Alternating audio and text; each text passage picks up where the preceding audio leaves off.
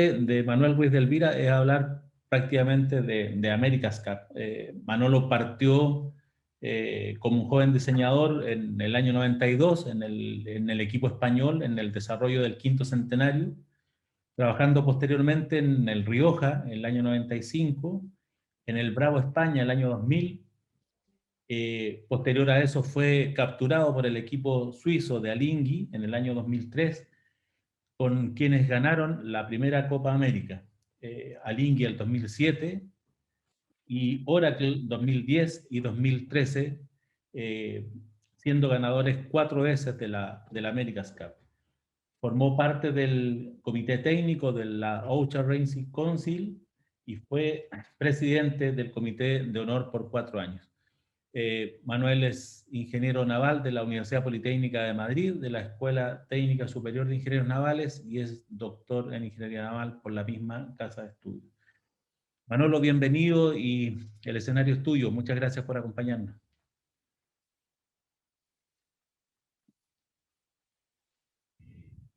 Hola, muchas gracias, Richard, y muchas gracias a la UH por esta oportunidad. Y bueno, me pongo a ello. Voy a hablar un poco de cosas un poco variopintas, tratando de llegar un poco a donde vamos, pero creo que nos ayudará un poco a entender mejor qué es esto de la sustentación hidrodinámica y cómo afecta a los barcos. Bueno, el título lo explica bastante bien, pero vamos a empezar con algunos aspectos muy básicos para entender un poco mejor cuál es la problemática que tratamos de abordar. Vamos a hablar muy brevemente de grados de libertad y de equilibrio. En cualquier cuerpo sólido que se mueve en el espacio, al final tiene 6 grados de libertad en movimiento, si consideramos 3 ejes, pues desplazamientos y giros. Y es importante que entendamos cómo se mueve el barco, dónde se producen equilibrios y cómo afecta de qué formas distintas al movimiento del barco y del modo que podamos definir pues, un movimiento estacionario. Empezando por lo básico, pues definimos un poco los ejes, los movimientos del barco, longitudinales, la largada. Algunos son mucho más comunes, pero otros no los usamos habitualmente. Bueno, arfada, pues es la palabra correcta, pero no es, o largada tampoco es habitual. Pero vamos, son los movimientos verticales, longitudinal, lateral. Realmente no es deriva, es el ángulo, pero bueno, a veces se llama también deriva al movimiento lateral. Y luego, bueno, pues el cabeceo por un lado, el balance por otro lado y luego la guiñada. Estos son los 6 grados de libertad que tenemos en un barco en general.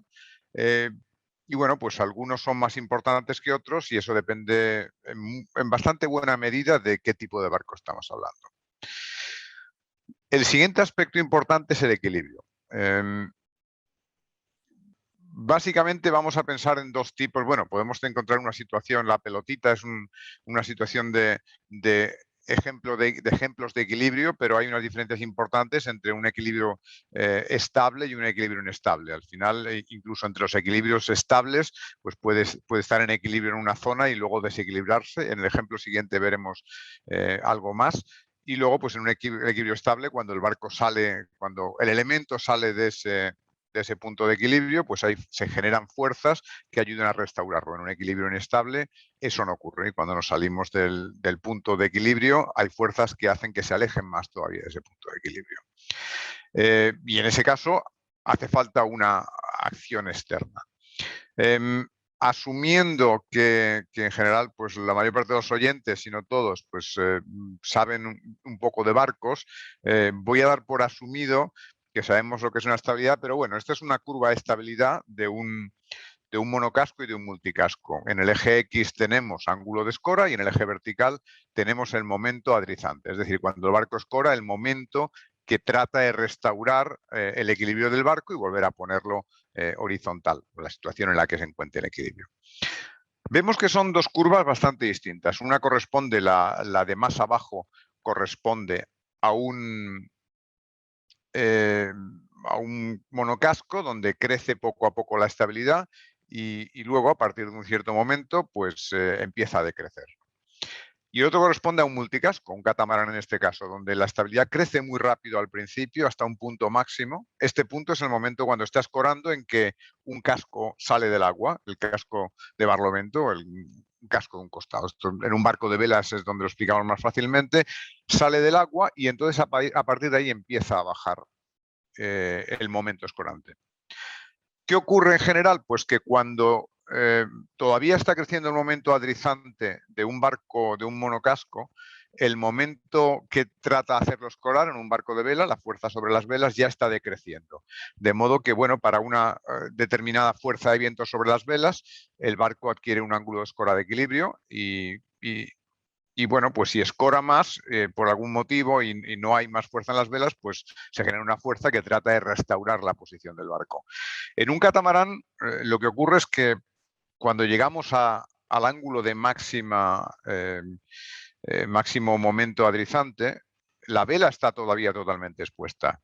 Entonces nos encontramos en una situación donde el barco ha alcanzado su máxima estabilidad. De hecho, es el punto donde va más rápido un catamarán, pero tenemos que hacer alguna corrección porque si no hacemos nada, el momento escorante de la vela no decrece apenas, con poca escora, y aquí nos encontramos en una situación de equilibrio inestable. Si de repente carga el viento, hay que hacer algo, hay que soltar vela, hay que reducir el momento escorante porque si no el barco escoraría. Este es un ejemplo de la aplicabilidad a uno de los grados de libertad.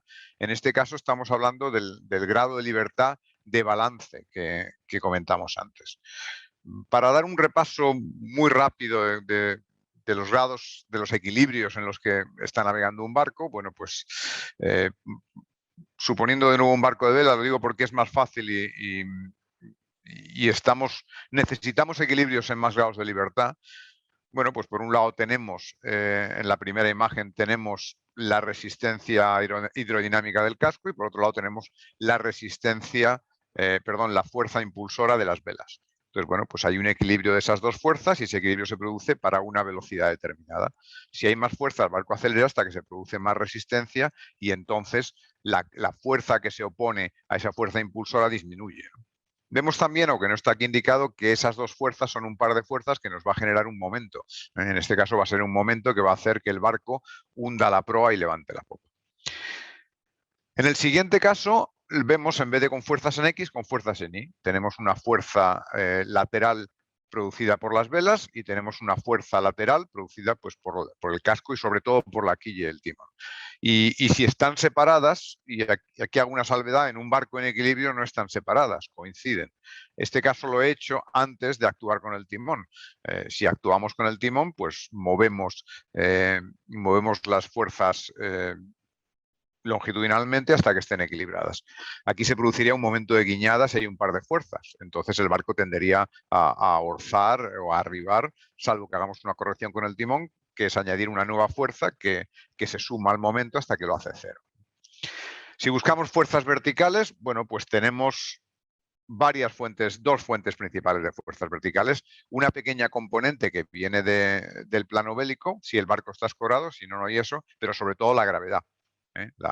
El peso del barco es la enorme fuerza vertical que tenemos y luego, bueno, pues de la quilla puede haber una pequeña componente también si el barco está escorado, de nuevo, pero sobre todo son las fuerzas hidrostáticas, que son las que van a hacer que se equilibren estas dos fuerzas. De nuevo, bueno, pues este desequilibrio también se puede sumar, aunque es muy pequeñito el de las fuerzas hidrodinámicas y aerodinámicas, se puede sumar al de las fuerzas, al de las masas. Pero bueno, en principio no es tan relevante. Luego tenemos, bueno, pues un momento de escora que como digo, al final pues, va a estar generado por un momento total que va a estar generado por las fuerzas laterales en el plano y Z todo, hidrodinámica y aerodinámica, y las verticales, tanto de hidrodinámicas y aerodinámicas como las de la masa del barco y la gravedad, es decir, por el peso y por las fuerzas hidrostáticas.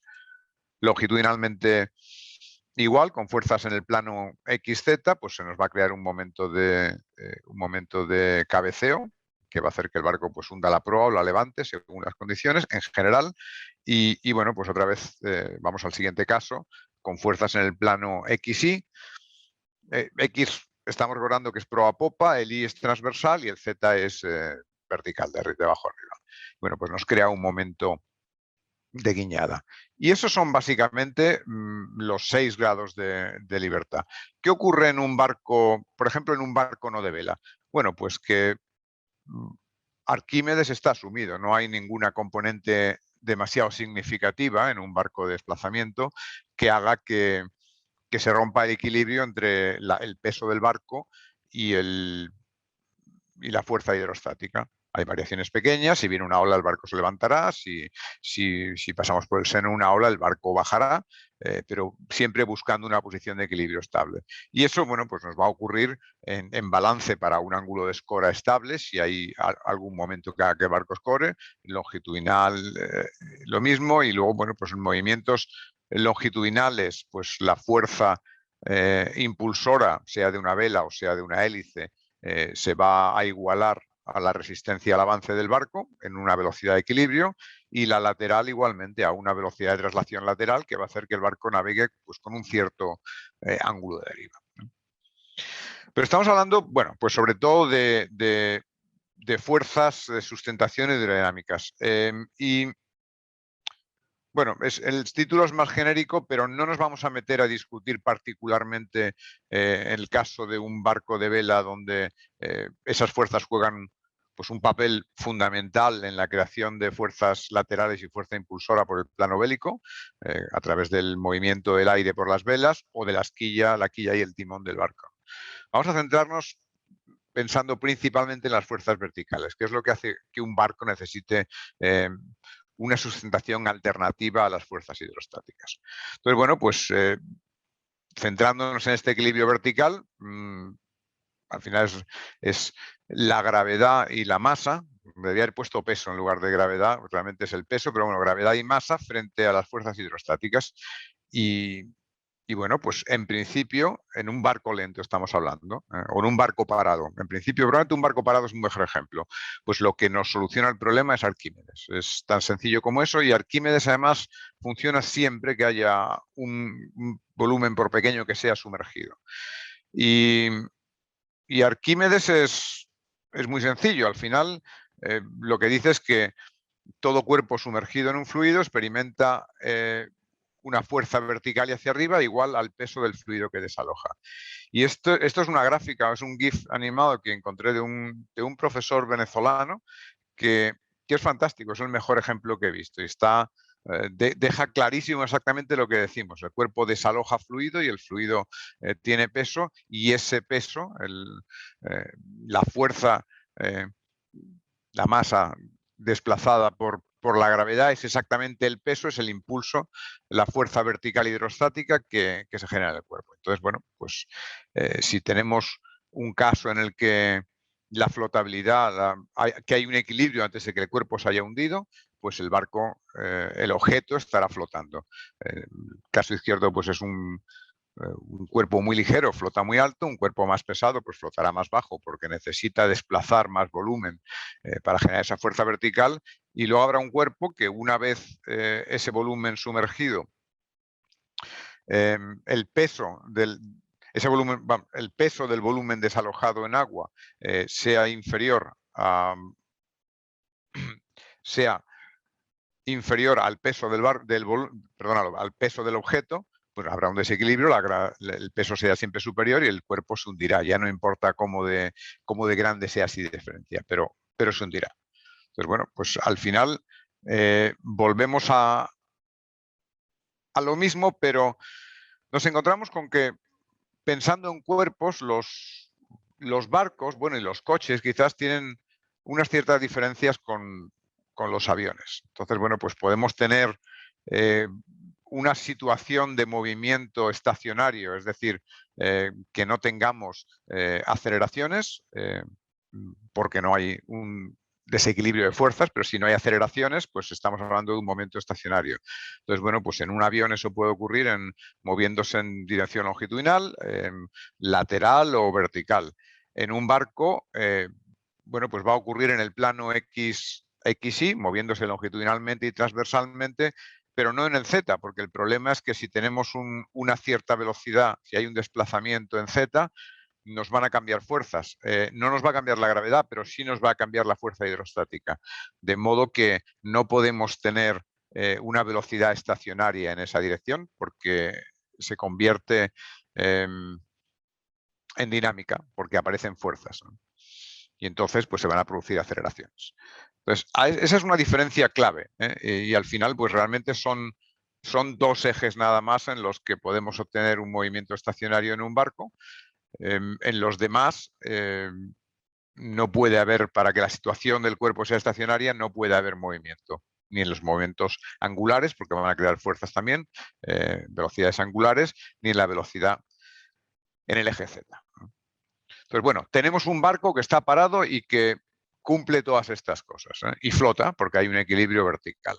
Entonces, ¿qué ocurre cuando un barco se mueve a través del agua? Bueno, pues ocurren varias cosas, pero primero, estamos moviendo un volumen. Vamos a pensar en qué ocurre cuando se mueve un volumen a través del agua. Bueno, cuando se mueve un volumen a través del agua, va a haber una resistencia. En principio, para cualquier cuerpo va a haber una resistencia de fricción.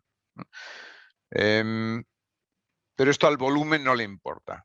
Voy a hacer una salvedad aquí. Si el volumen está sumergido y no existiera fricción, pues bueno, nos podríamos encontrar, no voy a meter en líos, a paradoja de D'Alembert con no tener resistencia, porque a no ser que creemos un campo de presiones con un movimiento que la resultante nos dé una resistencia, no ocurriría. Pero el gran problema de los barcos es que nos movemos en la superficie. Y entonces al mover un volumen por la superficie libre, se generan olas. El barco genera un tren de olas y esa es una resistencia de origen potencial, y es la resistencia de formación de olas, y es una resistencia al final de presión. De modo que siempre que movamos un volumen a lo largo de una superficie, nos vamos a encontrar con esa resistencia de presión. ¿Qué tiene esa resistencia de presión? Esa resistencia de formación de olas fundamentalmente. Pues que crece muy rápido con la velocidad y de hecho a velocidades relativamente altas, si nada cambia en la posición vertical del barco. Y digo eso porque, claro, lo que vamos a querer es tratar de hacer que esa posición vertical del barco cambie para que haya menos volumen sumergido. Pero si nada cambia, pues esa resistencia va a crecer muchísimo con la velocidad del barco.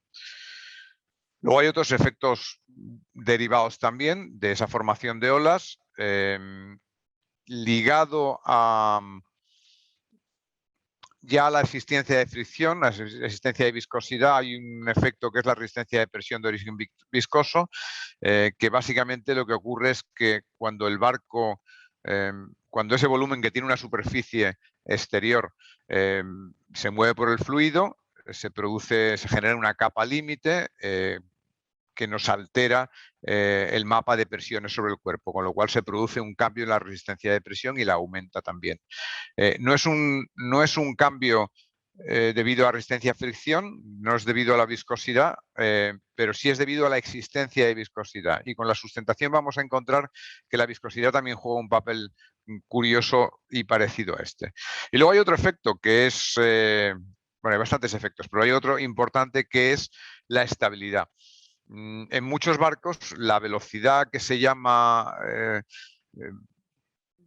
límite, que ocurra un número de Froude de aproximadamente 0,35, es decir, una relación entre la velocidad del barco y la eslora, bueno, raíz cuadrada, y la eslora del barco. Entonces, cuando navega esa que es un poco su máxima velocidad eficiente, porque a partir de ese punto va a crecer mucho la resistencia al avance del barco, el barco está navegando como si dijéramos en su ola. Entonces aparece una cresta de la ola en la proa y otra cresta de la ola en la popa. Y el seno de la ola aparece en el centro. ¿Qué ocurre?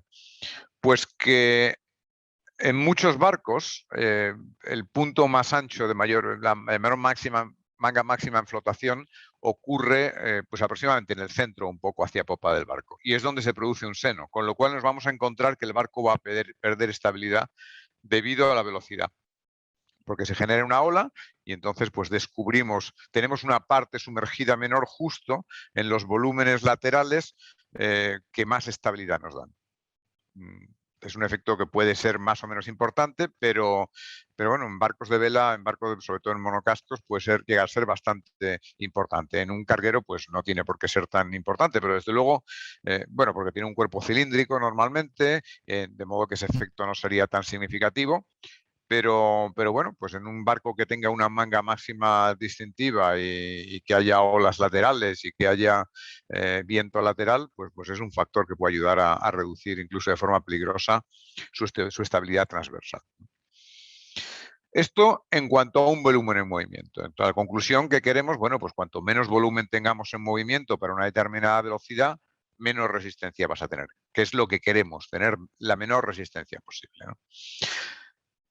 Los siguientes, bueno, pues ese volumen va a estar recubierto por una superficie y esa superficie en movimiento va a producir resistencia a fricción. Y desde el momento en el que exista viscosidad, eso es absolutamente inevitable. Y esa resistencia al final pues nos va a depender de la viscosidad y nos va a depender también la densidad del fluido en el que estamos moviéndonos.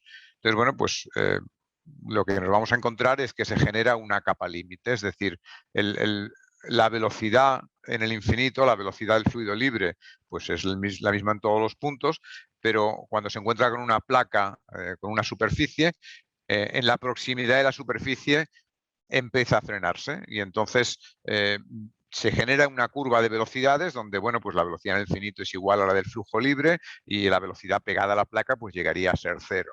Entonces va creciendo. Entonces, a medida que avanza a lo largo de la placa, este perfil de velocidades va creciendo, hay una zona mayor afectada y es como si tuviéramos una masa añadida de agua que se está moviendo con el barco. Conclusión, pues también tenemos más volumen, es lo que decía antes, la resistencia de presión de origen viscoso, porque esa capa límite se va haciendo más gruesa. Tampoco es enorme, pero bueno, es un pequeño efecto. Pero luego el otro efecto es claramente, directamente debido a fuerzas tangenciales, es decir, de fricción. Entonces, tenemos un flujo que empieza siendo laminar, relativamente ordenado, y luego, bueno, pues empieza a producirse una transición y tenemos luego flujo turbulento en un barco. Prácticamente todo el flujo va a ser turbulento. Solo en una quilla o en algún foil relativamente pequeño vamos a tener una zona pequeña laminar, pero es muy poco habitual y realmente es difícil encontrarnos con situaciones donde el flujo laminar sea importante. En todo caso, estas fuerzas están siempre ahí, la de fricción siempre y las debidas al volumen, la formación de olas principalmente, siempre que tengamos un barco moviéndose en la superficie.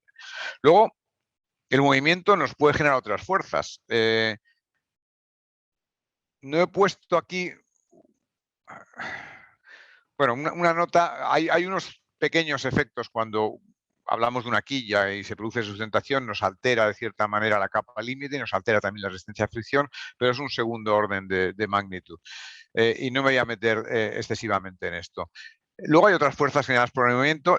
Una primera importante, se me ha borrado aquí, es la sustentación, pero voy a hablar de ella de forma separada, es la sustentación. Cuando tenemos una superficie con forma de ala, vamos a generar, igual que en un ala, una sustentación. Se me ha movido una diapositiva, pero bueno, lo comento en más detalle después. No hablo mucho y hablo después en más detalle. Se genera una fuerza perpendicular al fluido, que es la sustentación. Y es en lo que se lo que se apoyan las alas de los aviones y se van a apoyar los hidrofoils para generar fuerza. Pero asociado a esta resistencia inducida, a esta sustentación, tenemos una resistencia inducida. Es una resistencia causada por la sustentación que se produce. Esa es su causa principal.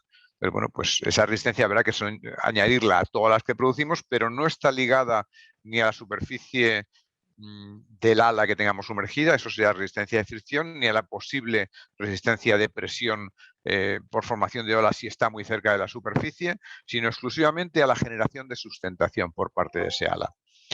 Y luego hay otros posibles efectos, como son, bueno, este es un esquema que volveré a repetir y comentar un poco más detalle sobre resistencia inducida, y son la ventilación y la cavitación. Cuando, sobre todo, bueno, ocurre en cualquier cuerpo que se mueva en un fluido, va a haber cambios de presiones, pero sobre todo con un ala, un cuerpo con forma de ala o de quilla, cuando se ve enfrentado a un determinado ángulo de ataque, pues en una cara se produce una presión más alta y en otra más baja. Entonces, si está cerca de la superficie y esa presión baja lo suficiente, puede llegar a absorber aire de la superficie y crearse una burbuja. Eso es lo que llamamos ventilar, y entonces, bueno, pues tendremos o una hélice o un timón o un foil que está penetrando la superficie o muy cerca de ella, que de repente absorbe una burbuja de aire y bueno, hace que pierda una parte enorme de su efectividad, porque claro, el aire tiene una densidad 1000 veces menor que el agua, con lo cual no nos sirve para reemplazar ninguna de la sustentación que genere el agua. Y luego hay otro efecto que voy a comentar en más detalle luego, que es la cavitación. Y es que, bueno, pues de nuevo, cuando en un cuerpo y sobre todo en un foil que genere sustentación se producen cambios de presiones, se producen aumentos de presiones frente a la hidrostática y se producen disminuciones de presiones. Y cuando esa presión disminuye por debajo de lo que se llama la presión de vapor, pues el agua hierve, literalmente, se produce vapor de agua. Entonces eso no es aire que haya aparecido, eso es literalmente vapor de agua. Es lo que ocurre cuando hierve, cuando se aumenta la temperatura en el fluido, el vapor de agua disminuye, perdón, la presión de vapor aumenta y entonces hasta que llega a igualar a la presión atmosférica y en ese caso pues hierve y se producen burbujas de vapor de agua.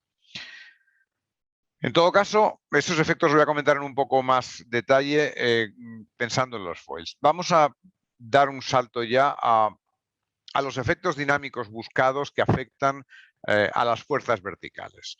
Y esto no es ningún invento particularmente moderno, ni es nada privativo de los foils. Voy a hacer una mención muy breve, más que nada porque es algo plenamente conocido, pero son las embarcaciones de planeo. Las embarcaciones de planeo buscan exactamente conseguir eso, una fuerza hidrodinámica vertical debido al movimiento que ayude a levantar parte del volumen levantar el casco del barco, de modo que se reduce el volumen sumergido y reducimos la resistencia de formación de olas. Y eso hace que ese aumento súbito de la resistencia al avance del barco que se produce por formación de olas, la pendiente de la curva de resistencia disminuya mucho y ese aumento se produzca de forma mucho más progresiva y no de forma tan brusca.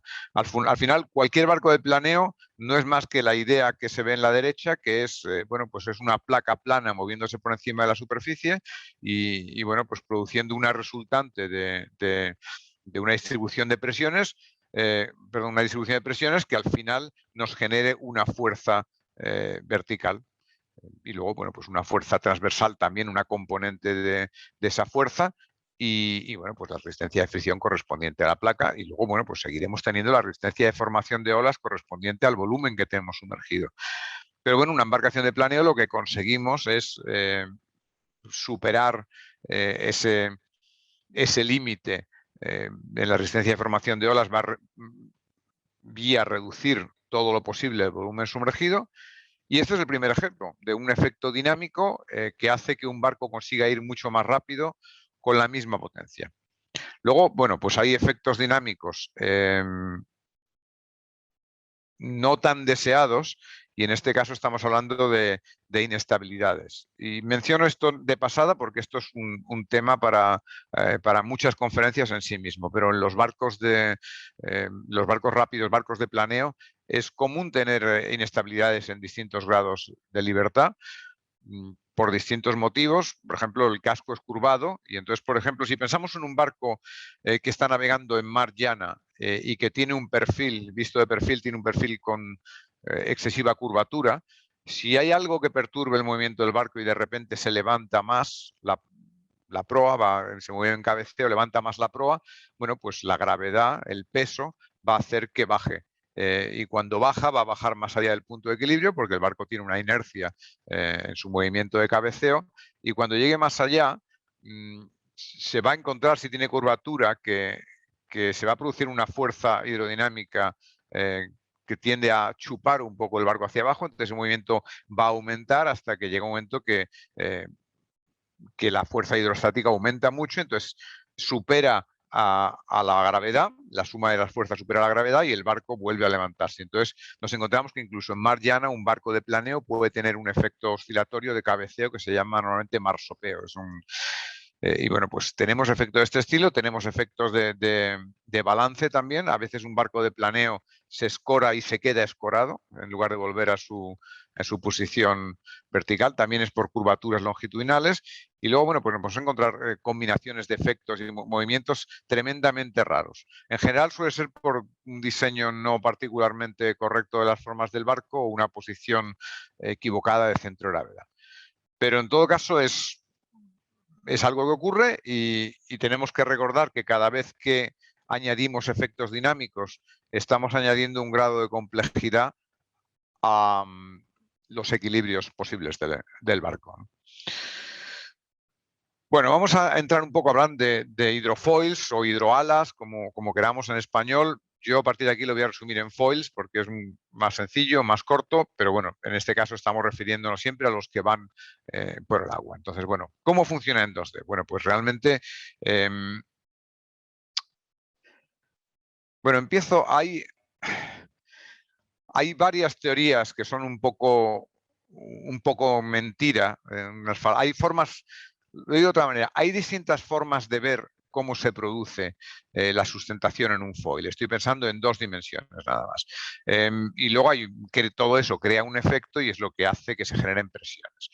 Pero bueno, hay la teoría de que, bueno, como tiene que ir por la parte de arriba que es más larga en un foil deformado, un foil girado, que por la parte de abajo y tienen que encontrarse al final en el borde de salida, pues tiene que ir más rápido por arriba que ir por abajo. Realmente esto es una sobresimplificación, hay explicaciones bastante raras.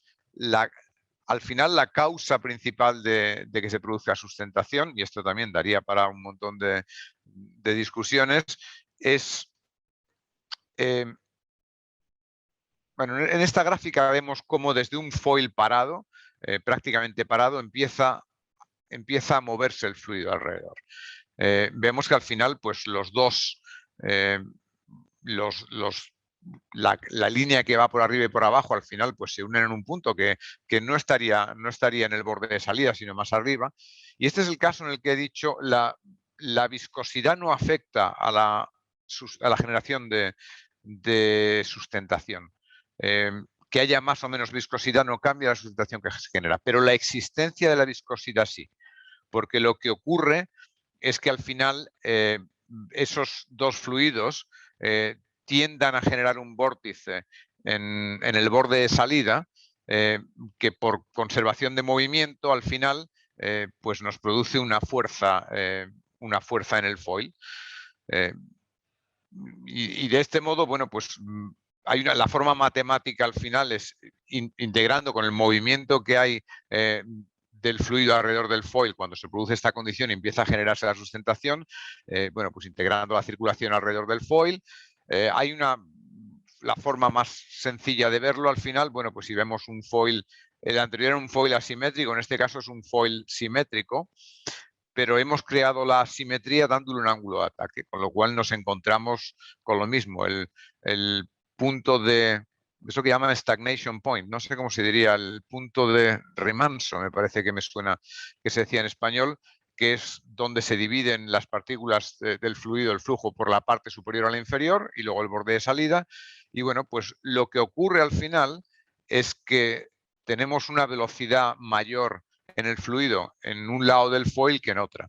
Y aquí viene a ayudarnos el teorema de Bernoulli, que básicamente lo que nos hace es asociar presión a velocidad. Entonces, cuando se produce un aumento de la velocidad, se produce una disminución de la presión. Y eso ocurre en este caso en el foil, la cara superior, que es lo que llamaríamos la cara de baja presión, y en la cara inferior se produce una reducción de velocidad del fluido y se produce un aumento de presión. La consecuencia de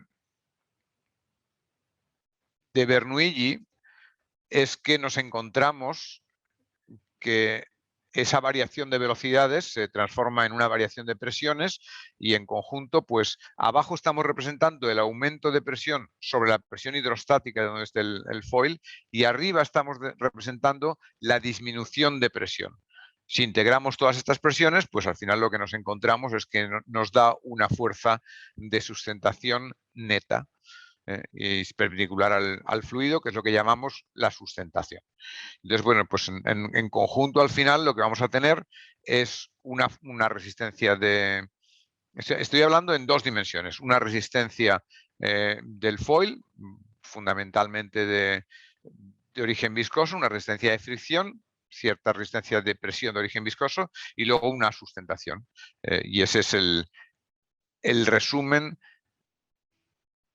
de las fuerzas importantes en generar un foil que nos importa. La resistencia siempre nos va a importar porque tratamos de minimizarla, pero la fuerza vertical es la que en el caso de foils, pensando en equilibrio vertical, nos va a ayudar a hacer que el barco navegue más levantado sobre el agua y reducir el volumen sumergido. Y nos lleva pues al objetivo que teníamos de reducir ese volumen y reducir la resistencia asociada a él. Con un coste determinado, pero al final es una cuestión de buscar un balance y ver cuál es el balance ideal para que en conjunto tengamos menos resistencia y podamos ir más rápido. Esto es en dos dimensiones, pero cuando pensamos en un ala de verdad nos encontramos con efectos tridimensionales. ¿Qué es un ala de verdad? Bueno, pues tenemos el foil en 2D y le damos una envergadura y lo vamos alargando. Ese foil tendrá un espesor determinado, pero bueno, lo alargamos con una envergadura, el span, y bueno, pues tendremos un área y ese es el ala que nos va a generar la fuerza al final en nuestro mundo tridimensional. ¿Qué ocurre? Bueno, pues a consecuencia de cómo se genera en la separación de esos vórtices en el borde de salida en el airfoil, eso nos va a ocurrir a lo largo de toda la envergadura y nos va a crear,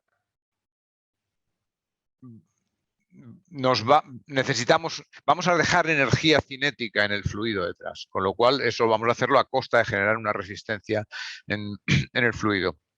Perdón, una resistencia en el cuerpo que se mueve, en este caso en el ala.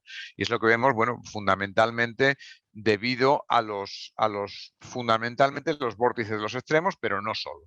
Al final, lo que nos encontramos es que cuanto más esbelta, cuanto más larga, cuanto mayor sea la envergadura de un ala, menor va a ser este efecto de resistencia inducida y cuanto más pequeña, pues mayor va a ser. Y de hecho, pues el objetivo es que un ala sea lo más larga posible. Hay límites para eso, hay un límite estructural y luego hay un límite también, bueno, pues que hay más superficie mojada. De modo que lo que hay que hacer es valorar todos esos efectos y buscar cuál es el óptimo para cada carga que se quiera llevar, para la velocidad que lleve un barco, un avión. Esto funciona exactamente para cualquier elemento con forma de ala que se mueva dentro de un fluido. Y una quilla también lo es, afectando fuerzas laterales, pero aquí vamos a pensar de nuevo en las fuerzas verticales. Aquí vemos un ejemplo mejor de cómo se generan esos vórtices del fin de ala, pero bueno, no son solo esos, sino todos los demás que además alteran el flujo sobre el ala y alteran pues, la generación de sustentación, no solo de la resistencia inducida.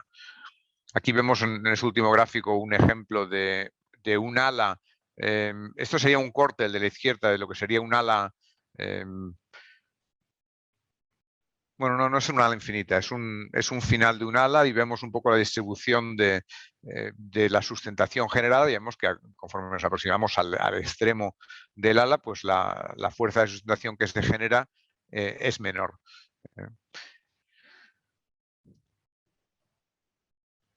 De modo que nos encontramos con, bueno, pues al final ese tipo de alas que funcionan dentro del agua y de esto hay todo tipo de variaciones. Entonces vamos a poner solo unos ejemplos para pensar. Al final, bueno, vamos a pensar en un barco en el que queramos generar una fuerza vertical.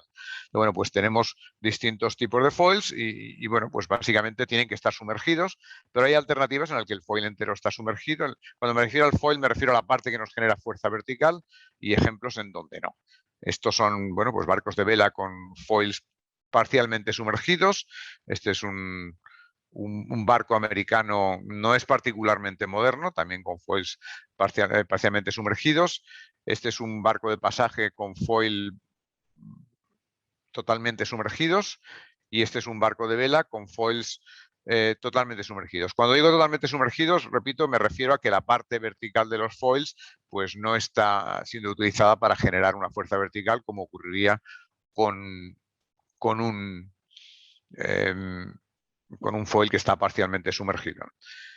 Entonces, bueno, pues yendo al origen de la resistencia avanzada de foils, pues son las que hemos mencionado antes. Por una parte, la fricción, no me meto más en este detalle, la resistencia inducida, no me meto más en este detalle, la ventilación, y aquí vemos un ejemplo, estos dos los he puesto como simulaciones, un ejemplo en el que se ve como un foil que va de forma vertical en la superficie, una quilla podría ser, que atraviese la superficie generando sustentación, como en el lado de baja presión disminuye mucho la presión, hay una zona que absorbe aire, porque baja por debajo de la presión atmosférica, con lo cual nos absorbe aire de la superficie y bueno, pues pierde propiedades. Y si hablamos de cavitación, pues en este caso vemos también una simulación con CFD donde vemos que ha bajado, este es un CFD que nos permite modelizar la cavitación, ha bajado la presión por debajo de la presión de vapor y se ha creado una burbuja de vapor de agua.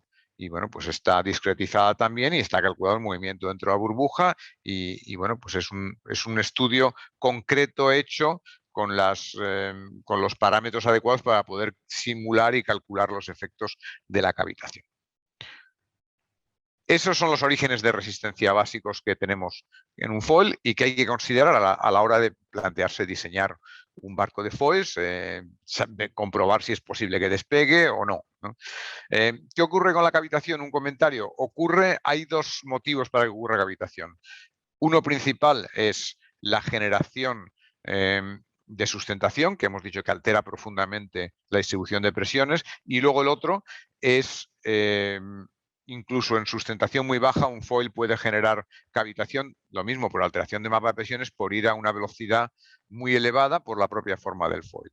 Son de tipo distinto y se solucionan de forma distinta, pero los dos causan exactamente el mismo efecto y es un efecto que si no está controlado es negativo. En algunos casos puede diseñarse la forma del foil para que haya una burbuja de cavitación permanentemente y esté controlada y eso funciona bien, lo único que funciona bien solo a muy alta velocidad y hay que conseguir esa velocidad.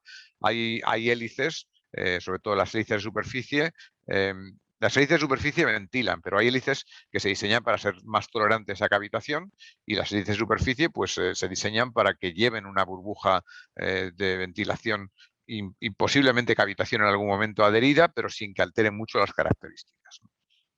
Bueno, foils normales, las cosas son más parecidas a un ala normal y lo único, pues la cavitación y ventilación son dos precauciones que hay que tener. Y vamos un poco a pensar en usos de foils. Bueno, pues los inicios, al final en los foils contaban con todo tipo de soluciones, desde soluciones en nubes, soluciones con escaleras con distintas alturas, foils totalmente sumergidos, foils que atravesaban la superficie, cada uno con distintas pegas y distintas ventajas. Pero yendo a lo práctico, al que crea que esto es un invento de hoy, este es un italiano. Fue yo creo que el primero que hizo un barco con foils y estamos viendo esto es del año 1910 y ya eran capaces de navegar con un barco con foils. El siguiente es de pocos años después, de 1919. Vemos otro ejemplo, este lleva unos foils de tipo escalera, que hemos visto antes. Vemos que tiene hélices, porque un problema de los foils es el poder transmitir la propulsión abajo. No es fácil llevar una hélice abajo cuando el barco está navegando por encima del agua. Este es otro ejemplo este es más moderno, americano, este es de los años 60, una solución relativamente parecida. Y estas son soluciones de barcos de pasaje, en general con foils en V, con foils autoestabilizantes y, bueno, alguno con algún ejemplo con control en foils, con control activo, incluso muy al principio, pero era muy poco habitual y funcionaban regular. ¿Y a qué me refiero con autoestabilizantes? Bueno, pues aquí se nos plantea un problema y es que si aumenta la velocidad del barco, la fuerza de sustentación de los foils aumenta y si disminuye, disminuye. Conclusión,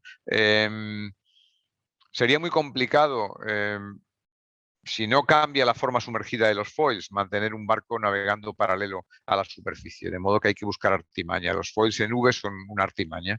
Cuando el barco se hunde más, tenemos más superficie que genera más sustentación, con lo cual aumenta la fuerza de sustentación hasta que se equilibra con la fuerza de la gravedad. Exactamente lo que hacíamos con las hidrostáticas con el principio de Arquímedes. En esto funcionan muy bien los foils en V. ¿Cuál es la pega? Bueno, pues que son muy susceptibles de ventilación, son poco eficientes y que además, bueno, pues nos están generando, aparte de la fuerza vertical, pues fuerzas opuestas transversales que no nos sirven para nada, pero que nos están generando resistencia inducida, con lo cual no son particularmente eficientes. El de abajo a la izquierda lleva a las escaleras, que es una forma distinta, un poco más eficiente, pero distinta de producir lo mismo. Si el barco baja de velocidad, el barco baja y sumerge pues un foil más o dos foils más, entonces se genera más fuerza hasta que se igualan. Si el barco va muy rápido, se levanta hasta que saca suficientes foils del agua, o en el caso de V, suficiente área del agua para que se reduzca esa fuerza vertical y el barco encuentre de nuevo una posición de equilibrio. De modo que nos encontramos con que el equilibrio vertical y el de cabeceo también, porque claro, estamos considerando fuerzas verticales en un par de foils para que haya equilibrio, no solo uno, pues nos plantean un problema. Y el problema que nos plantea es que tenemos que buscar formas de estabilizar el barco y tenemos que buscar formas de hacerlo de la forma más eficiente posible, porque ya hemos visto que las formas en V y estas escaleras pues no eran particularmente eficientes. Entonces, bueno, pues en estos casos que hemos visto antes, tenemos lo que se llaman sistemas pasivos, donde no hay, bueno, pasivos serían los sistemas con V sumergida, que suben o bajan del agua, y los sistemas de escaleras. No hay ningún control sobre ellos, pero el barco de forma automática va a recuperar su posición de equilibrio. Siguiente salto. Este fue un salto interesante. Realmente no podemos hablar de una primera, segunda, tercera generación de foils. Realmente se solapan porque hubo esfuerzos distintos para probar sistemas distintos. Pero esto llegó sobre todo a principios de, bueno, en el 2011, 2012 en barcos de vela, buscando una forma eficiente de tener estabilidad vertical. ¿Y cuál es la forma de conseguir estabilidad vertical? Bueno, pues tener un foil que la parte horizontal estuviera inclinada levemente, de forma que cuando el barco se levantaba mucho del agua, la parte vertical sumergida era más pequeña, es decir, la quilla era más pequeña y la fuerza lateral de las velas era la misma. ¿Qué ocurre? Que aumentaba la deriva del barco, o sea, se creaba un mayor flujo transversal.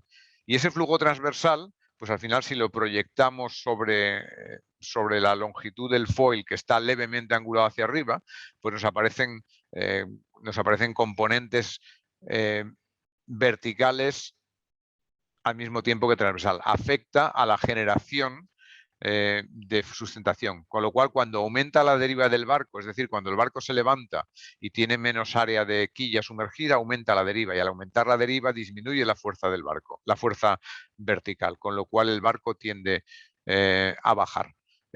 Con lo cual aumenta la fuerza lateral y disminuye la deriva, con lo cual vuelve a aumentar, ¿no? Esto es un sistema pasivo también, basado en la deriva, pero es un sistema pasivo.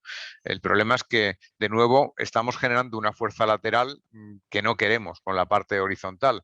Entonces, bueno, pues el objetivo final es decir, bueno, vamos a tratar de hacer que el foil sea lo más horizontal posible y tratar de controlarlo. Entonces, el paso siguiente fue el tratar de controlar los foils. Y bueno, pues los foils se pueden controlar en cierta medida pues en su inmersión, en su inclinación lateral, pero luego se controlaban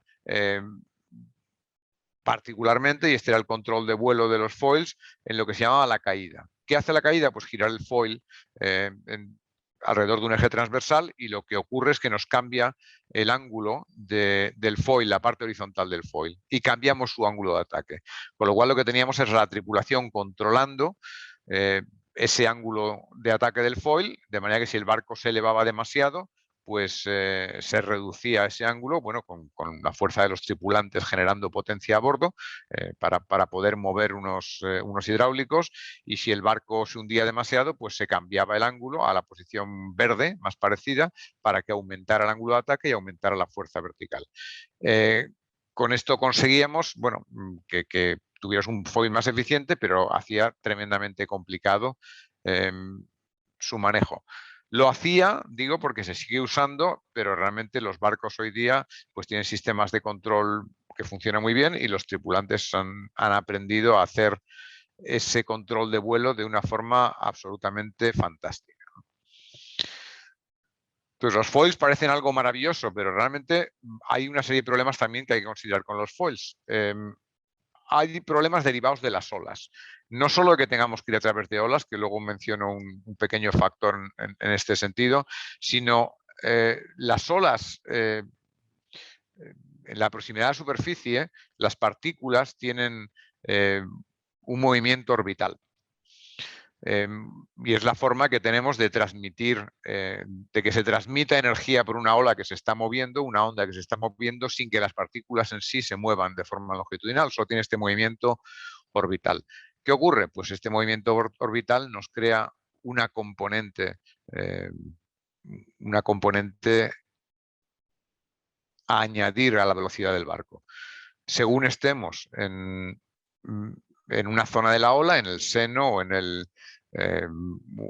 la cresta, y según estemos navegando a favor o en contra de la ola. De modo que si navegamos con olas grandes, sobre todo a favor de olas, este es un problema que hay que tener en cuenta a la hora de controlar un barco. Si alguno navega a vela en Moz, se habrá dado cuenta que es mucho más difícil navegar a favor de las olas que en contra de las olas. Y esta es principalmente la causa, no es la única porque el Moz tiene un sistema de control particular, pero esta es una de las causas. Luego hay problemas estructurales. Los foils son estructuras y como queremos que sean muy esbeltas, se van a deformar. Entonces, bueno, pues los foils tienen que construirse de modo que no se rompan y luego que se deformen lo menos posible, y en todo caso hay un problema de acoplamiento fluido-estructura. Si se deforman, pues hay que recalcularlos porque la forma del foil que importa para calcular cuál es la sustentación que genera es la forma deformada que tiene. Es como una vela, no exactamente lo mismo. Luego tenemos las limitaciones por cavitación y ventilación, como hemos mencionado antes. Aquí vemos a la derecha de un ensayo un caso literal, eso es una foto en un túnel de cavitación. Eso es agua hirviendo, eso es vapor de agua sumergido que se produce. Se sigue produciendo, pero incluso si no se produce, la burbuja se puede quedar adherida al foil, ¿no? Y en la izquierda vemos un caso de un kitesurf kitesurf no, yo creo que es un timón, pero que está ventilando y se ve claramente, ¿no? Otro problema de los foils, pues que los barcos con foils son sensibles al peso. Realmente cuanto más peso haya, más complicado es que un barco navegue sobre foils y menos rentable puede ser, porque el problema es que Arquímedes es... Iba a decir es gratis, no es gratis porque nos obliga a tener un volumen importante sumergido, pero realmente si queremos navegar con un barco muy pesado con foils, hace falta hacer foils muy grandes. Conclusión, vamos a aumentar mucho la resistencia de fricción hasta un momento que puede que no llegue a compensar.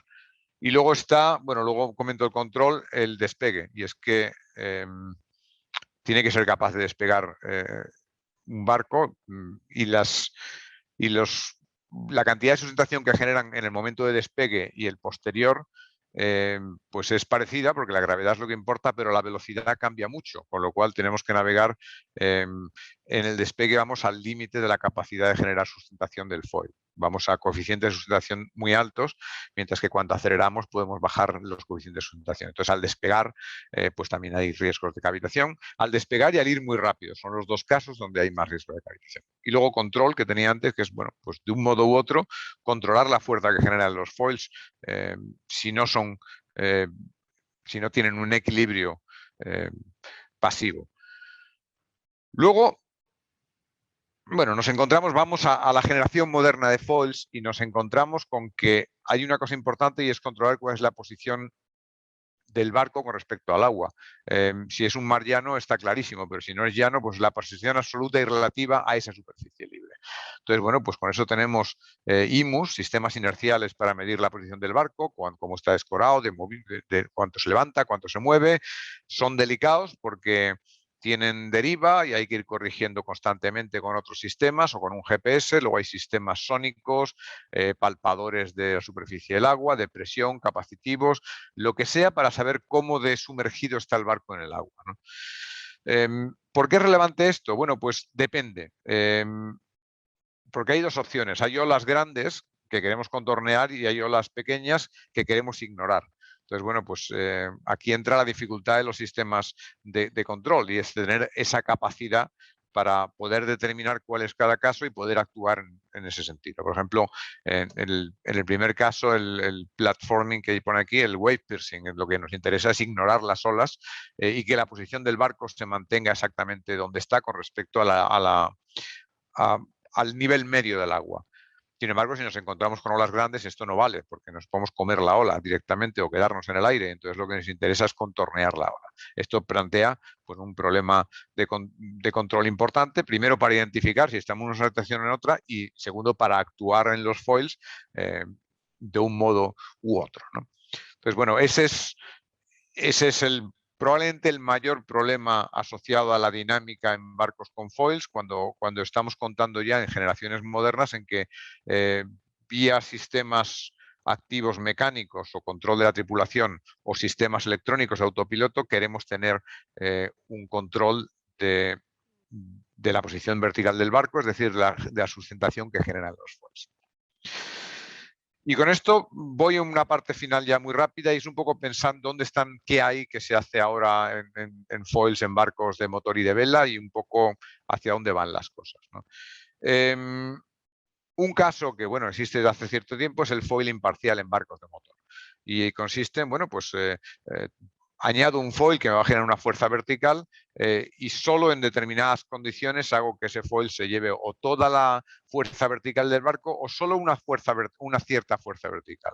Eso tiene una ventaja y es que no tengo que preocuparme demasiado de equilibrio. Cuando hace falta me levanta algo el barco, pero no llega a levantarlo del todo. Y entonces lo que nos queda de fuerzas hidrostáticas nos ayuda a conseguir ese equilibrio. Este es un ejemplo de un par de barcos que tienen un foil instalado exclusivamente con este propósito y bueno, pues van a dar mucha más resistencia a baja velocidad, está claro, porque hay más superficie mojada, pero bueno, también nos va a ayudar a reducir el volumen sumergido y la resistencia a alta velocidad. Pues hay aplicaciones donde puede funcionar. Otra aplicación pues es el uso de sistemas estabilizadores, tanto para más allá de los habituales. En este caso, este es un sistema con foils en la popa de un barco para controlar no solo el balance del barco de forma activa y está activado por un autopiloto, sino también el cabeceo del barco. Y luego, bueno, pues en barcos de recreo, aquí es donde estamos, empieza a haber un montón. En Internet hay un montón de renders, realmente no hay tantos barcos de recreo donde se funcione y este yo creo que es el mejor ejemplo, es un barco sueco, el Candela, que navega con propulsión eléctrica, que es particularmente adecuada para esto porque es una forma muy fácil de transmitir potencia a un motor que está sumergido además. De modo que la transmisión de potencia desde un motor diésel o pesado desde arriba se elimina. Y bueno, pues este es un ejemplo de un barco eficiente con un control automático. Tiene un sistema de control automático y entonces una vez despega, pues el autopiloto se encarga de mantener la posición del barco. No lo he visto navegando con olas, pero bueno, eso es una opción bastante elegante, bastante eficiente y funciona. Y bueno, finalmente, pues empezamos a ver también posibilidades de usos comerciales. Lo de arriba es de verdad, lo de abajo es un render, pero vamos, es técnicamente posible. Hay varios esfuerzos en marcha para hacer barcos de pasajeros relativamente ligeros. Y lo de arriba es el Sea Bubble, que es una especie de taxi para París y Miami hay algunos prototipos andando, que igual funciona con sistemas de autopiloto, es el que se encarga. El de abajo es un barco, el que se encarga de la estabilidad vertical. El de abajo es un barco pensado para ir rápido y el de arriba es un barco pensado para ir despacio sin hacer olas. Bueno, despacio es 12 nudos, o sea que no es muy despacio. Pero para el Sena en París, porque las reglamentaciones no permiten ir más rápido, no permiten generar olas. Entonces, con este tipo de barcos se puede ir más rápido sin generar esas olas, ¿no? En barcos de velas, bueno, pues los IMOCA claramente son unos de los barcos que han tenido más desarrollo en el presente, y unos de los de foiling pasivo en este caso, y uno de los ejemplos de la izquierda pues es un barco en el que lo que está haciendo es aprovecharse del foil de sotavento para generar una fuerza vertical y aumentar la estabilidad. Genera una fuerza vertical, reduce la parte sumergida del barco, pero está ayudando tremendamente con la estabilidad del barco. El siguiente vemos es también Chagall, pero está navegando totalmente fuera del agua. Ha levantado el casco entero, atrás hay un foil, parece que va, pero realmente no va metido en el agua. Esto es más complicado de mantener porque estos barcos no tienen un control activo sencillo y el equilibrio es bastante delicado. Pero bueno, en periodos con mucha atención por parte de la tripulación, en periodos relativamente cortos, bueno, pues se puede mantener ese navegar por encima del agua, reduciendo mucho la resistencia al avance y claramente aumentando mucho la velocidad. Una mención especial a un barco que ya es más antiguo, tiene esta versión del Moth funcionando así, tiene alrededor de 15 años, creo que tiene.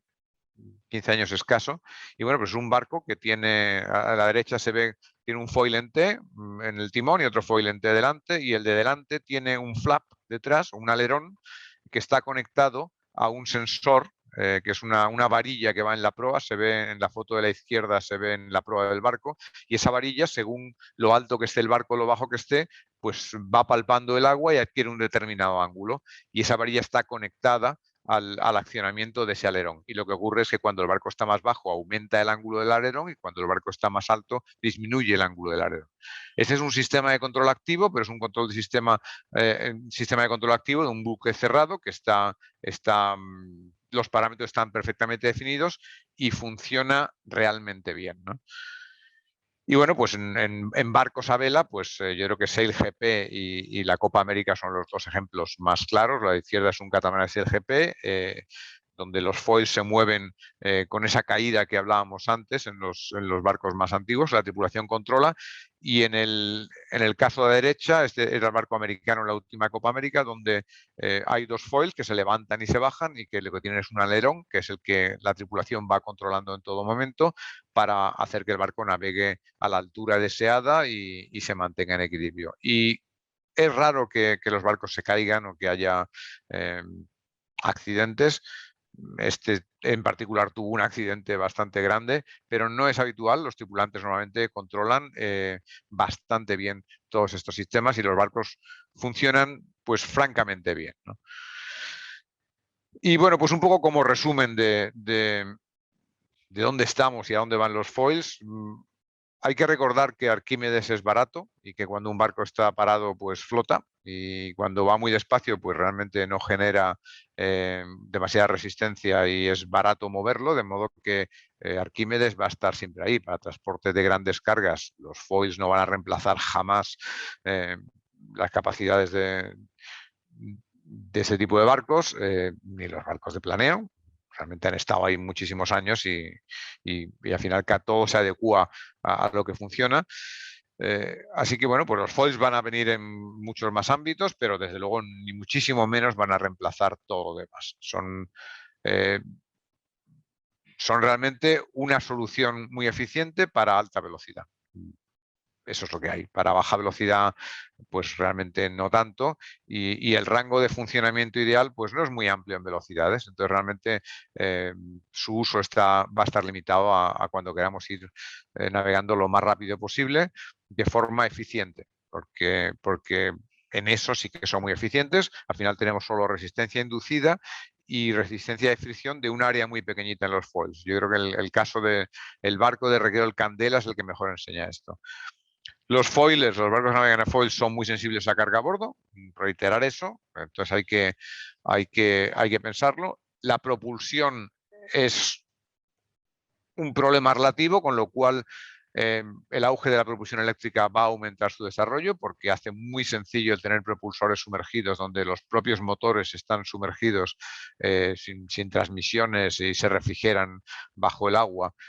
La pega, bueno, pues que las baterías tienen una autonomía limitada y pesan. Entonces es un pequeño problema, pero bueno, la propulsión eléctrica se va a desarrollar, las baterías van a mejorar en capacidad de carga, en precio, porque ese es otro problema considerable, y desde luego va a ayudar al mismo tiempo que va a ayudar a barcos donde la ecología es un problema y el acceso a determinadas zonas pues va a verse cada vez más limitado para los barcos que utilizan combustibles fósiles, ¿no?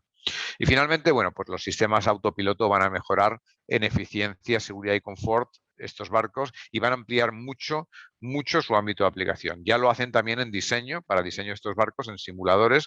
Bueno, pues tenemos que los diseñadores no somos unos tripulantes habilísimos con los foils, necesitamos la ayuda de autopilotos que nos permitan probar los barcos que diseñamos bueno, pues incluso en fase de diseño en un simulador, pues estamos usando este tipo de sistemas. Pero desde luego vienen a ayudar a cómo manejar mejor un barco y en muchos casos a controlarlos lo mejor posible.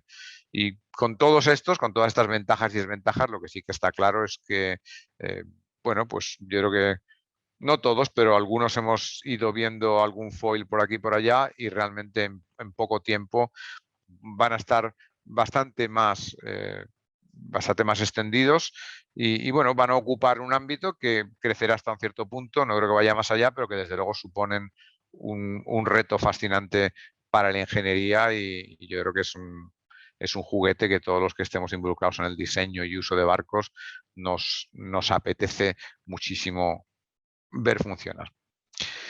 Y eso es todo. Le paso al moderador la palabra y, bueno, pues me quedo a disposición de si hay alguna pregunta, un turno de preguntas. Richard, Sí, ok. todo el control. Manolo, gracias, Manolo. Vamos a abrir una ronda de preguntas. Habíamos pensado en que las preguntas se hiciesen a través del chat, pero la verdad es que es bastante incómodo y hemos preferido levantar, que se levante la manito y Pedro, que está apoyando en la realización de la charla, va a ir dando la palabra, ¿vale? Perfecto, muy bien. Quienes tengan alguna intervención o quieran hacer alguna consulta, bienvenido, por favor.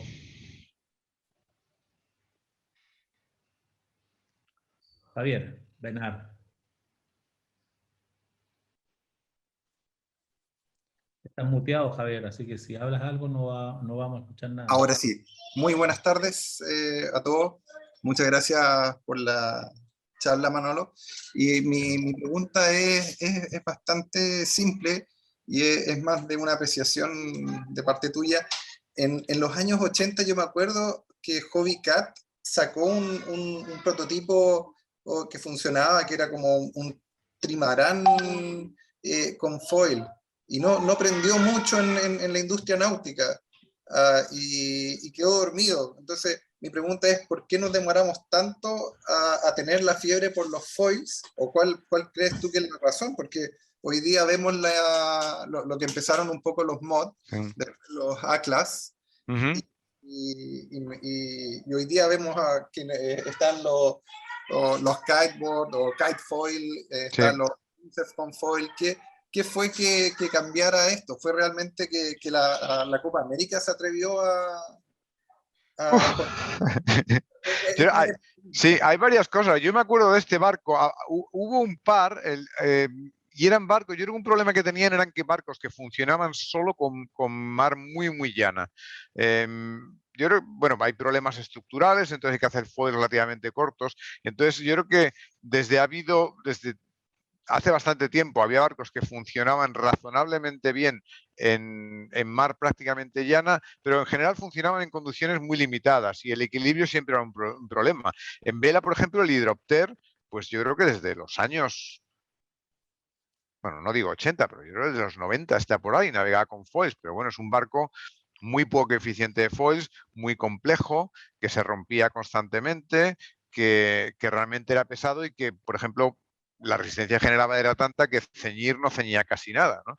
Pero claro, el problema es que hay formas distintas de hacer las cosas. Entonces, por ejemplo, en el 2013, no en el 2013, en el 2010, en la Copa América, cuando el trimarán grande y el catamarán de Alingui, pues tuvimos alguna sospecha, un miedo de que Alingui optara por usar foils, pero lo descartamos porque en aquel momento todos estábamos convencidos que era imposible ceñir con foils, hasta que un año y medio después o dos estábamos ciñendo con foils porque habíamos pensado un poco más en soluciones más eficientes y en cómo controlarlas, porque una cosa va asociada a la otra.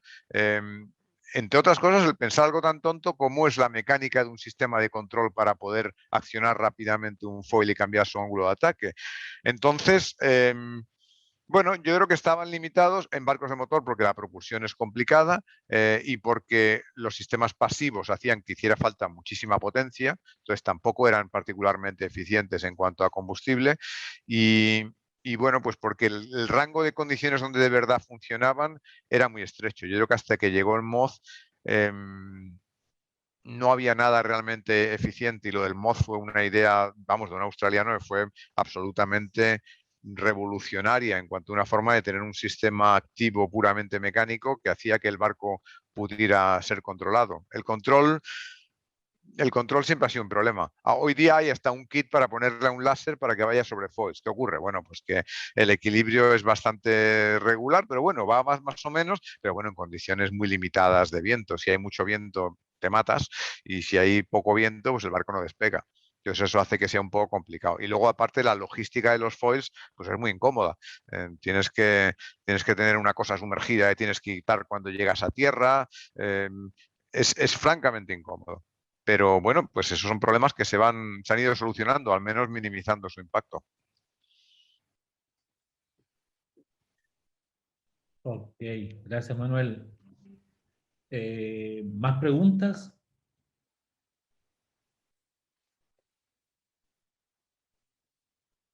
Federico Silich. Hola Richard, muchas gracias. Hola Manuel, muchas gracias, muy interesante la charla. Muchas gracias, Federico.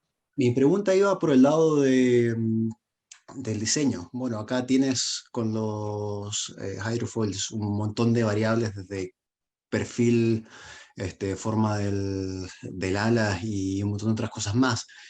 Y encima de eso tienes bueno, un montón de variables, o sea, dirección de viento, intensidad y lo que sea que esté Sí, haciendo el sí, agua sí. también.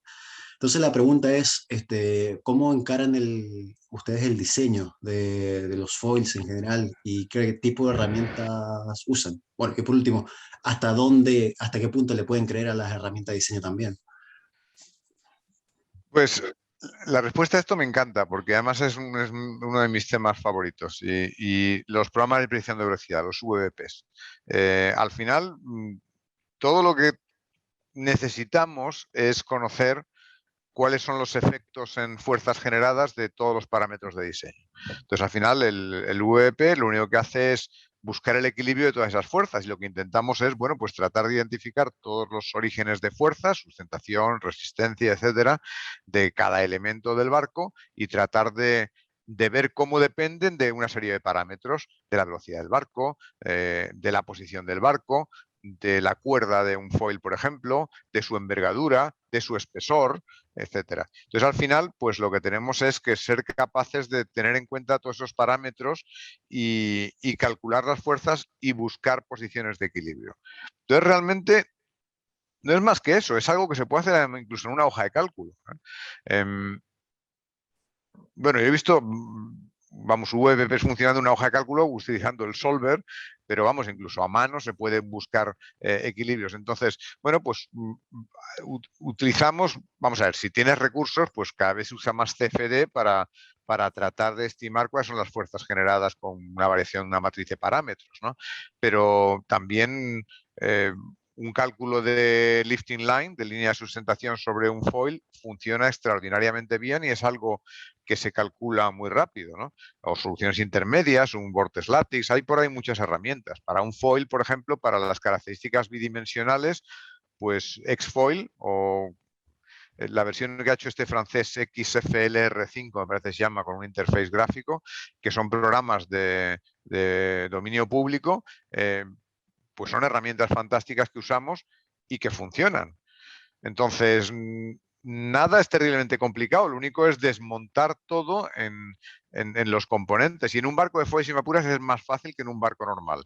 Es más complicado el modelo bélico, que es común a cualquier otro tipo de barco o de VP, que los foils, porque al final los foils, pues bueno, pues sabemos la envergadura que tiene, sabemos la superficie mojada que tiene, sabemos el ángulo de ataque y podemos ir calculando bastante bien todas las fuerzas generadas.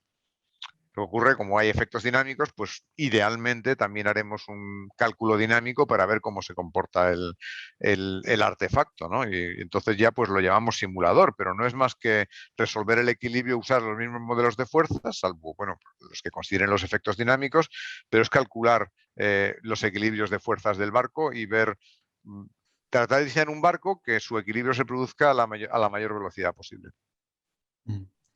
Perfecto. Y, perdón, lo otro que preguntaba, Ay, en perdón, cuanto sí. a la optimización de parámetros, ¿cómo defines tu función objetivo y ese tipo de cosas? Buena pregunta.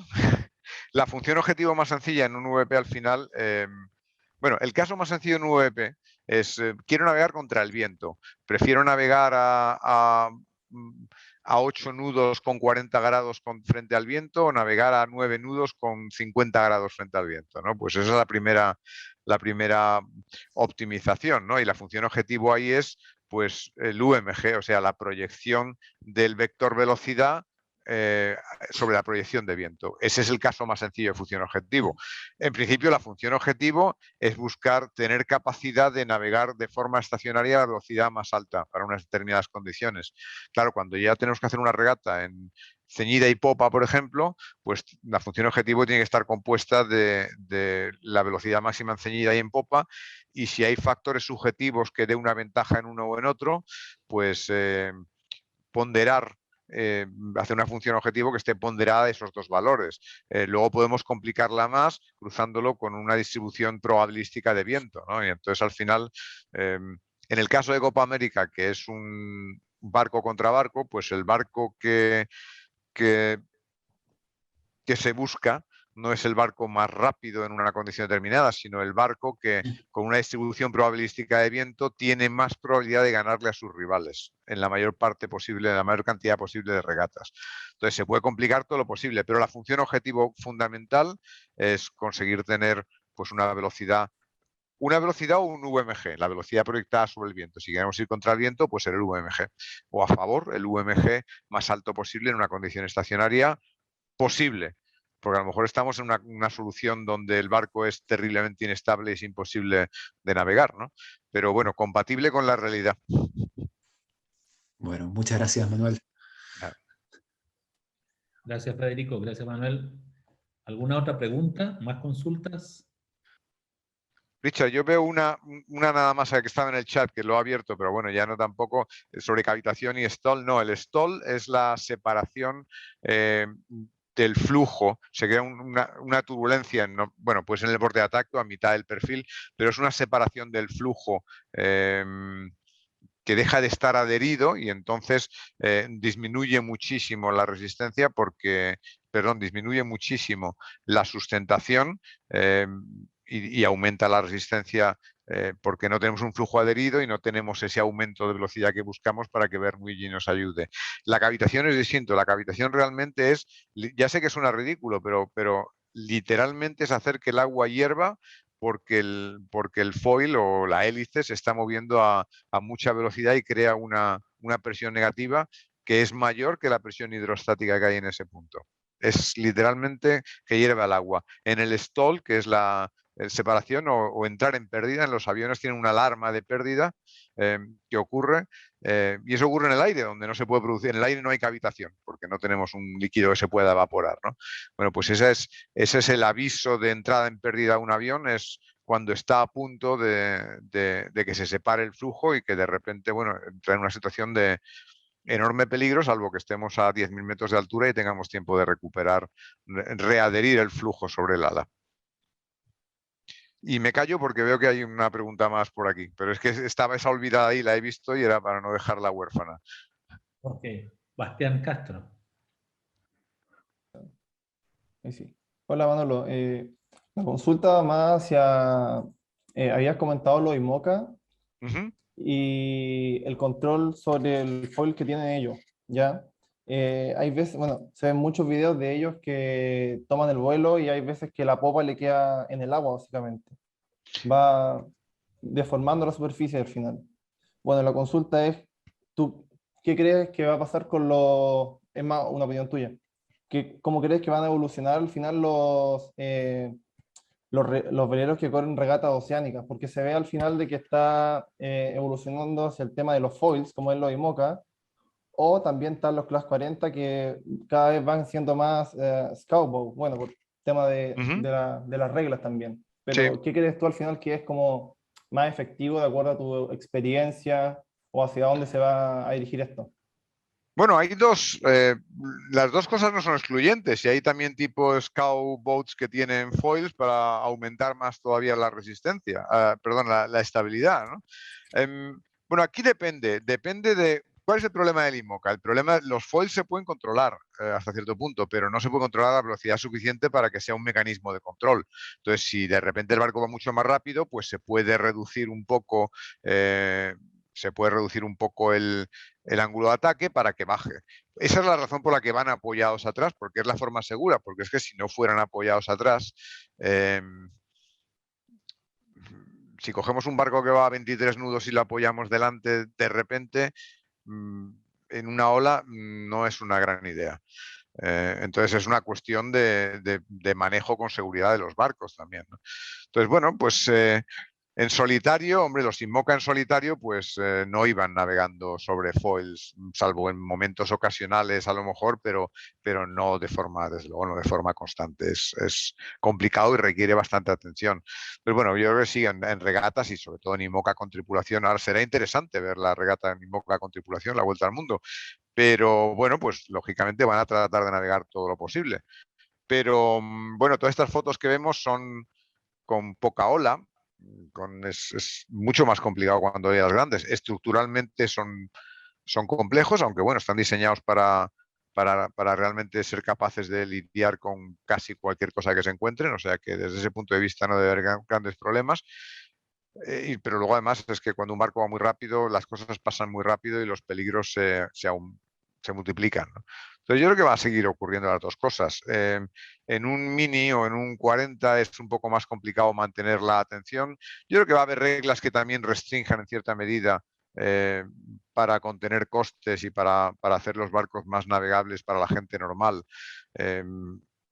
Pues área de foil, por ejemplo, para que nunca llegue a ser tan grande como para que el barco pueda ir totalmente sobre el foil, sino que sea una ayuda a aumentar la estabilidad, que ya es una ayuda en prestaciones muy grande, ¿eh? Y además, bueno, pues puedes reducir el volumen a un tercio del volumen sumergido en estático y reducir mucho la resistencia.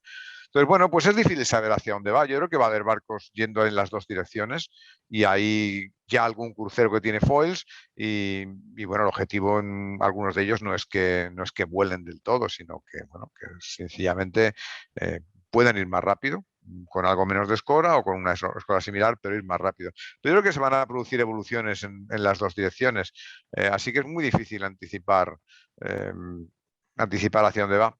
Pero yo creo que vamos a ver las dos y que las dos se van a desarrollar y que vamos a ver soluciones que no se nos había ocurrido a ninguno y que vamos a decir, qué ingenioso es, que cómo no se me ha ocurrido esto a mí, qué buena idea, ¿no? Como, bueno, lo del Moze, para mí lo del Moze es un ejemplo memorable, pero muchas otras cosas. Los IMOCA hace 10 años nadie hubiera imaginado cómo están navegando ahora.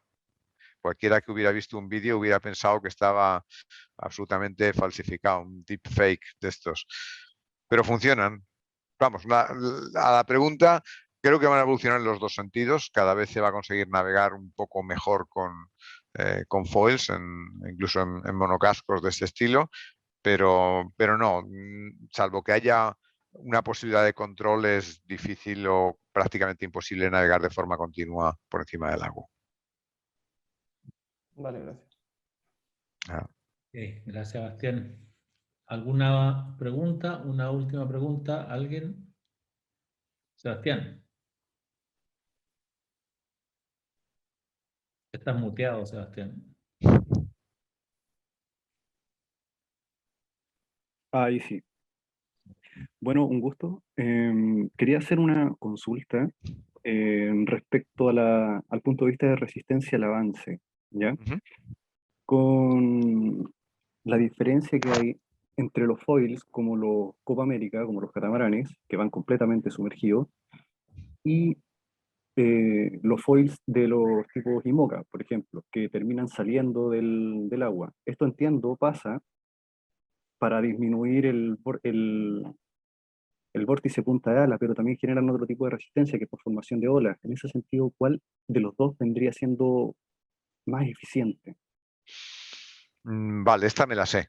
Em, ya me empieza a dar miedo, esta sí me la sé. Son más eficientes los de Copa América, son más eficientes, bueno, aparte porque la L pequeña que enseñé antes, ahora la parte horizontal es muchísimo más larga, tienen mucha envergadura, y van totalmente sumergidos y no generan una fuerza lateral que no necesitamos. La parte vertical la genera.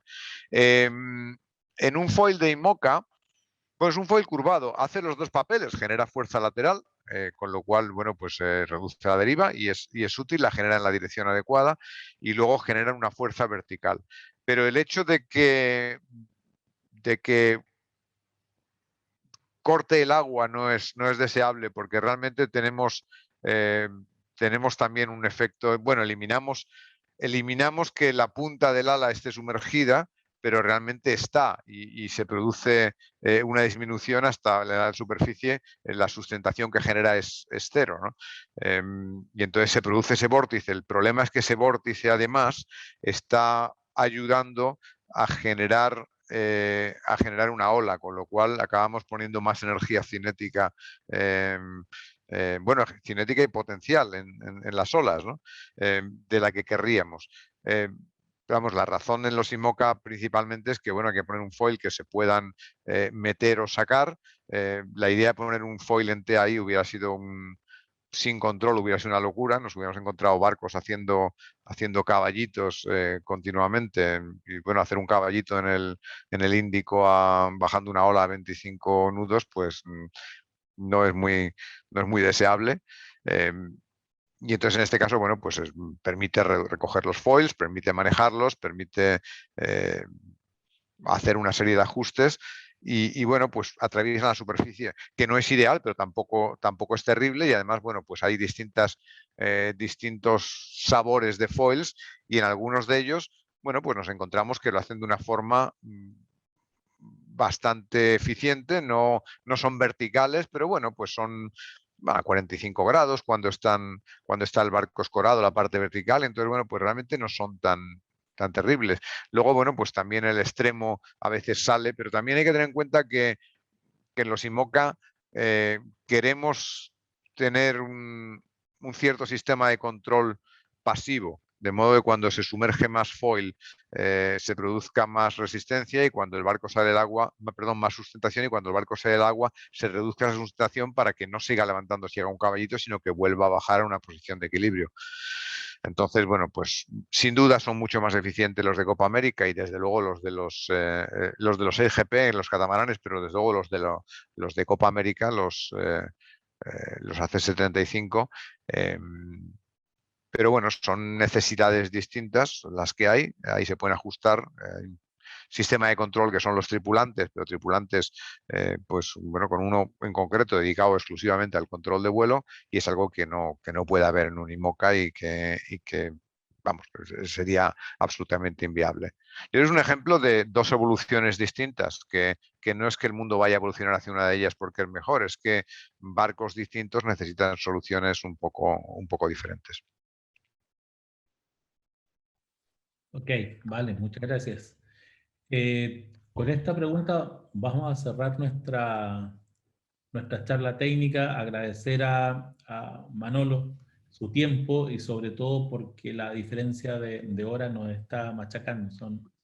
Tenemos 5 horas de diferencia, así es que le doy el pase a Pedro.